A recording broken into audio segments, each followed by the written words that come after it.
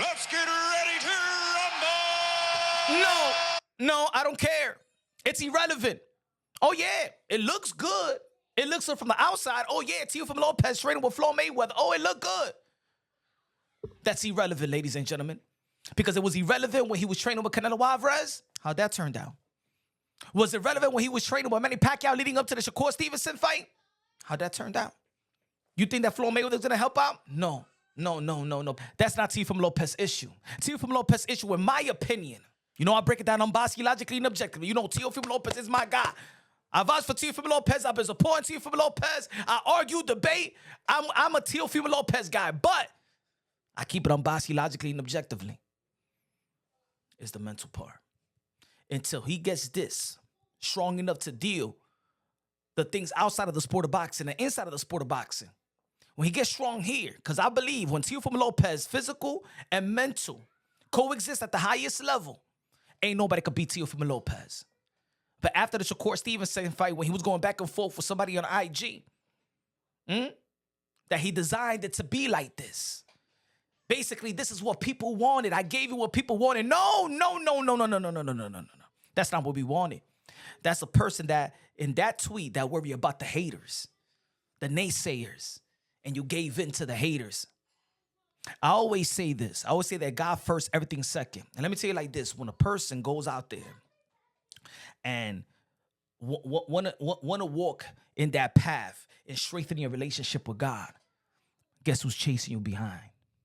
Guess who's chasing you? The devil. The devil don't chase no atheists. He chases the God seekers. And like I told Teofimo Lopez and other people, I say it on my channel all the time. That's when the devil want to creep up on you. That message right there and how he felt after the fight is not going to get him nowhere. That got to change. His mental part. See, I worried about the mental stability, the mental strength.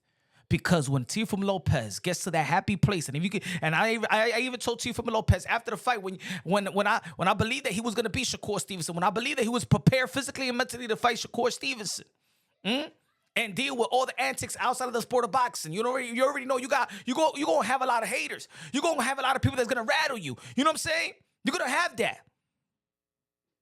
But the stage was set to take over. The stage was set, Madison Square Garden. Sold out crowd. More people there than in 1973, Muhammad Ali versus Frazier. You wanted the A side. You wanted Teofimo versus Shakur Stevenson. You wanted the money that you feel that Teofimo Lopez didn't feel that he got in the contract leading up to the potential, you know what I'm saying, Devin Haney fight, Devin Haney negotiations. He pulled out because he was not going to get the type of money that he thought he was going to get. And it turned out he gonna fight in New York, Madison Square Garden, the Mecca, another great fighter of his era. Shakur Stevenson, Teofimo Lopez, the stage was set to take over. And he said that this was by design. I believe he let the takeover brand down.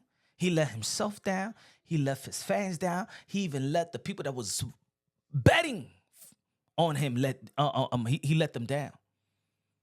That's not why people get behind the fighter to then after the fight say it was by design. Basically, I just gave in. I always say this. Remember, I've been saying this time and time again on my channel. When people say that they want to prove the haters wrong. They want to prove the haters wrong because in all actuality, you're dictating yourself. You're dictated, and your drive comes from a hate spirit. I always say, prove that God make no mistakes. Prove your supporters right. I'm not that guy that be like, I'm gonna walk around my life and trying to accomplish something to prove the haters wrong and prove the haters wrong, because at the end of the day, the more that I accomplish, the haters are gonna hate more. Teofimo Lopez gave in to the haters, like he said. He designed it that way. Here, take a Shakur Stevenson. You got it. Maybe because he didn't get the benefit of the doubt by the commentators, and the things that he has accomplished because of the politics of the sport of boxing have devalued certain accomplishments that he had. Of course, like dating back to the Vasily Lomachenko, Teofimo Lopez, disputed, and all that. Yeah, I can understand. I can understand the frustration. But that day, January 31st, Madison Square Garden versus Shakur Stevenson, you had the world in your hand.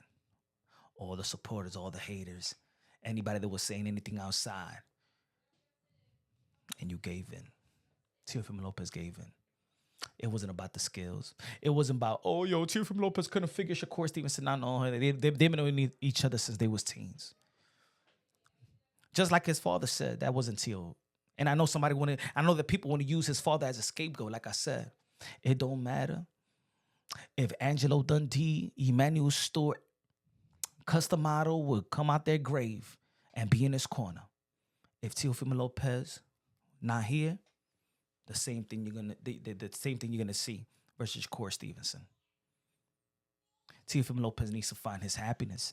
Teofimo Lopez needs to find his strength.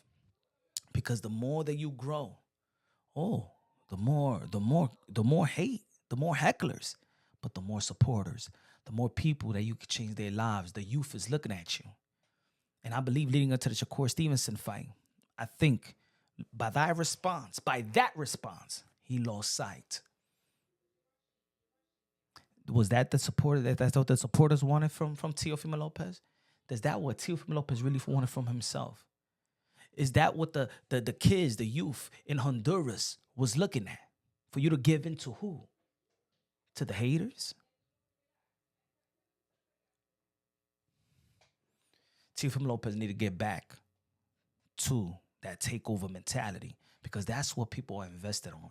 That's what people are motivated on. That's what people was inspired of. If you're going to give that up, what Teofimo Lopez is going to bring to the table to inspire and motivate? See, I say this because I'm biased logically and objectively. I say this because I care about Teofimo Lopez. Not an enabler. Ain't no yes man. I believe that Teofimo Lopez, once again, when his mind is right and the physical is right, intellect and mental is coexisting at the highest level. Nobody beats Teofimo Lopez. But he needs to get that back. He needs to get that mental strength. He needs that mental, that hawk eye, the one that he had with Lomachenko. He need to get that. I'm gonna prove my supporters right when he was Josh Taylor. That display. Never let nobody penetrate the mind. You too good for that. You too great for that. You got the potential still. Doesn't matter if you got 2 L's. There's so many legendary fighters that got L's. You got the potential to be truly one of the greatest ever. But Teofimo Lopez, without mental strength, it don't matter if he got more physical ability than any fighter that we ever seen in the history of the sport of boxing. It's not going to give him over the hump. So me seeing him with Floyd Mayweather, Manny Pacquiao, Canelo Alvarez, if he's in the gym with Mike Tyson, if he's in the gym with the 4 Kings, with Roberto Duran and Sugar Ray Leonard and Hagler and Hearn, he talks to Oscar De La Hoya all the time. Still perform like that versus Shakur Stevenson because of this. Got to get that strength. Until then, we don't really know what Teofimo Lopez is going to show up. I got confident that the Teofimo Lopez that is destined to take over will show up.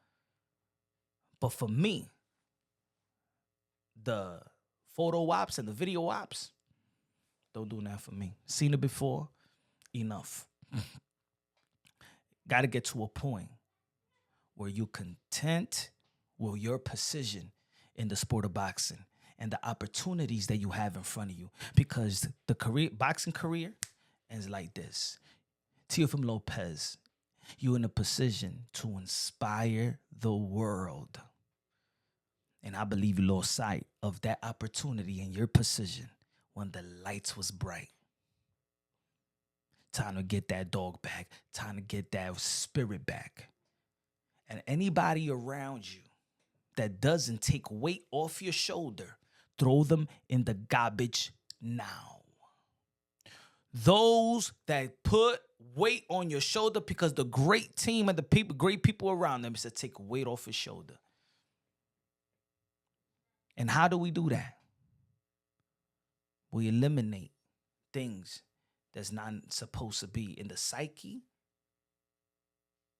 physical, mentally, spiritually. Everybody around you got to strengthen you, but with realness.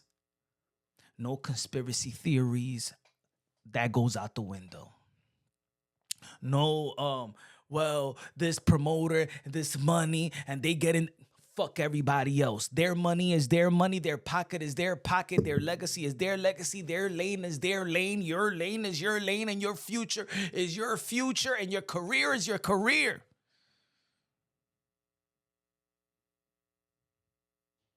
God make no mistakes. But God didn't put you in a position to give the haters the glory.